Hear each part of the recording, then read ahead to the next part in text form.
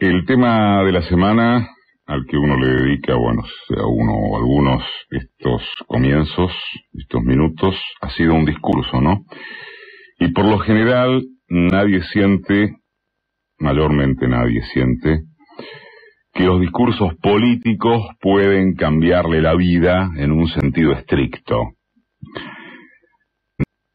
A escala histórica, incluso, son pocas las alocuciones frente a las que los pueblos se aperciben delante de un hecho decisivo.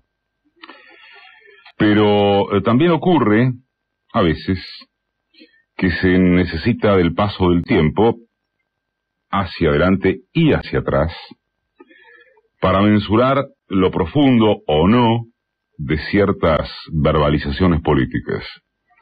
Y sobre todo, suele suceder que no se las coteja con el resto de lo que se escucha por parte de otros.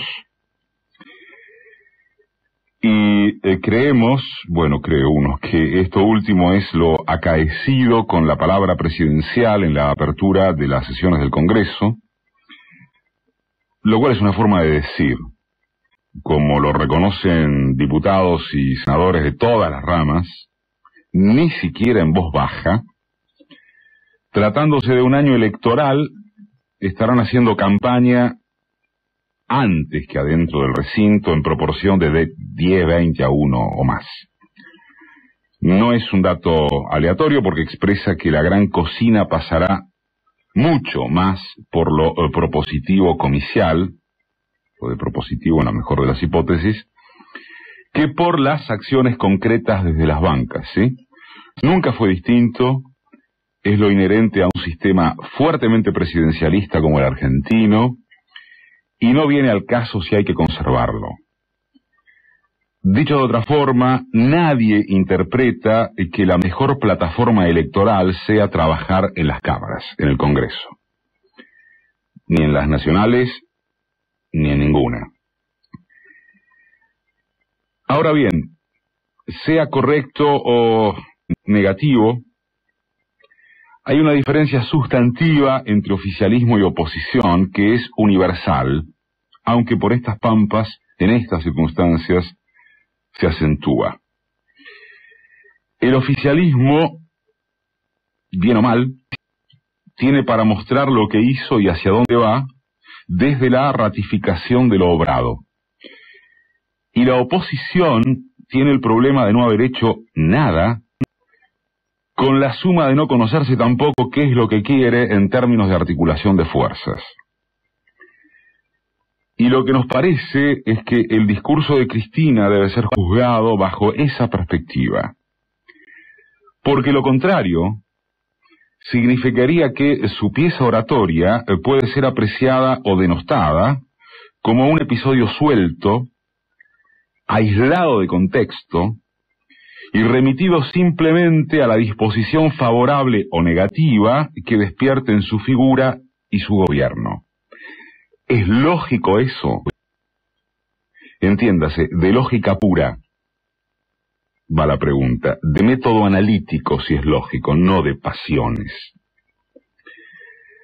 Para gusto de quien les habla, ante un ámbito tan institucional, comillas, y siendo de esas disertaciones trazadoras de grandes líneas, la presidenta ignoró temas que no debió obviar porque inspiró que le saltaran a la yugular, como iban a saltarle igualmente desde ya, según es uso y costumbre, en casi cualquier oposición respecto de casi cualquier oficialismo. Sin embargo, ante lo horrible en particular de esta franja opositora que no dispone ni apenas de alguna perorata superadora del mero oposicionismo, ¿para qué dejar el flanco de no hablar de la inflación?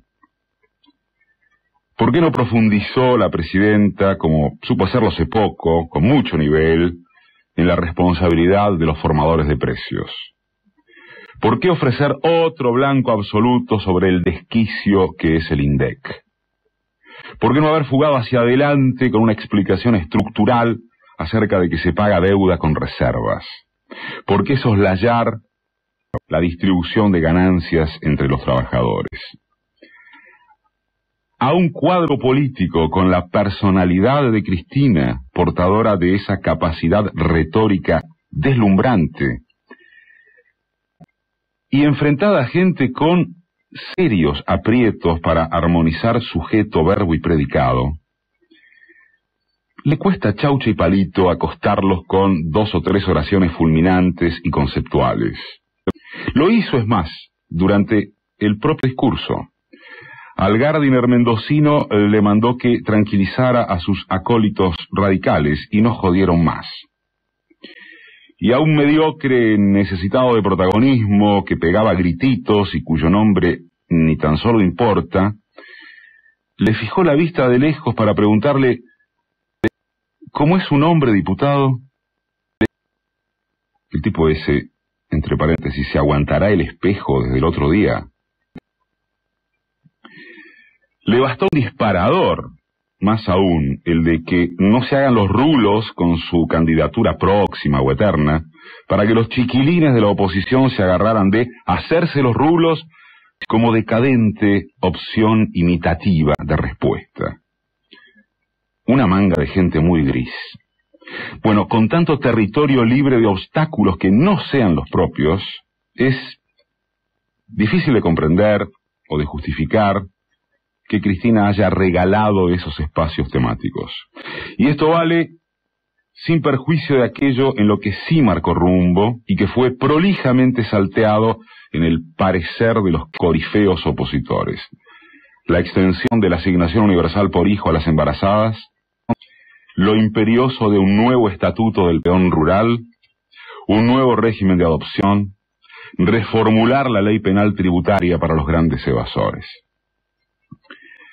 A Scioli le dedicó que la inseguridad no debe ideologizarse, que no es una frase muy feliz que digamos, viniendo de alguien como ella, ideologizado y a izquierda encima, aun cuando se entienda que se lo dijo para que la Corte, el gobernador bonaerense, con tonterías tales como bajar la edad de imputabilidad, y que más allá, para que la Corte del todo, conseguirle la moción fácil a lo que se escucha en TN o en Radio 10, y que más allá, con que en el proyecto, o como quiera llamársele, no hay lugar para tibios, ni mucho menos para quienes no ofrecen alguna garantía de que a mediano y largo plazo no volverán andadas menemistas.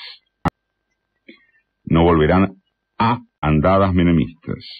Ya se lo avisaron con el impulso a la candidatura de Sabatella, pero las presuntas o reales dotes de tiempista de Scioli no parecieron tomar la nota. A la par se lo advirtieron a los varones del conurbano, propulsando esas listas colectoras que, con mucho cinismo, el kirchnerismo denomina de adhesión. Cristina dijo también que a los sindicalistas los quiere de compañeros y no de cómplices. Pero al respecto, los grandes medios prefirieron hacerse los tontos, o peor, son tan tontos que en vez de denunciar la picardía presidencial con el fin de seducir sectores medios, se rindieron a sus intereses de clase para asegurar que la presidenta ya no aguanta más ni piquetes ni paros salvajes. Son tan increíblemente torpes que eligieron concentrarse en que hay un operativo destinado a la recontrarreelección de Cristina en 2015, al margen, repito, del urgente asesor comunicacional que necesita la diputada Diana Conti. O se centraron en la apasionante revelación de que un órgano de los Estados Unidos alerta por la fuerte suba del consumo de cocaína en Argentina. Título central de portada de Clarín ayer, que el mismo diario remite para su desarrollo a la página 49. El resumen de todo esto es que, sea H o B, furibundos en la crítica o defensa de la jefa de Estado y su administración y su discurso, para el punto, ella manifestó una serie de omisiones, críticas y propuestas que son contrastables con lo actuado.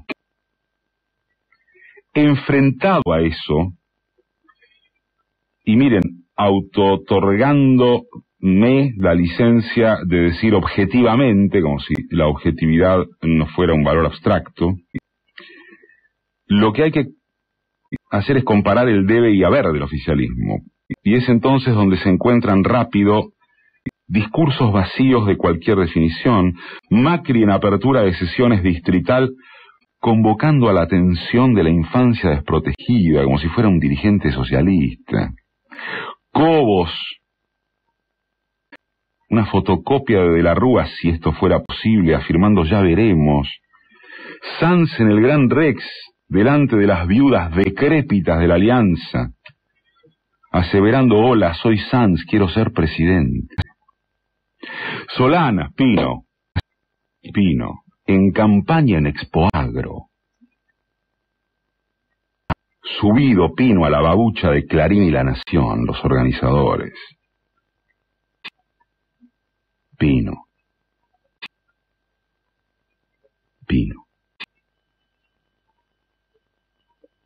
El hijo de Alfonsín contando que ya está cabeza a cabeza con la Presidente, como otras veces da vergüenza seguir, vergüenza ajena.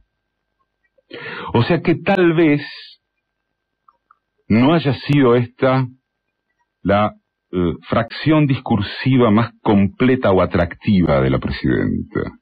No fue de esos discursos ante los que el pueblo siente que la vida le irá mejor. Fue de esos que centralmente deben analizarse por comparación con sus enemigos.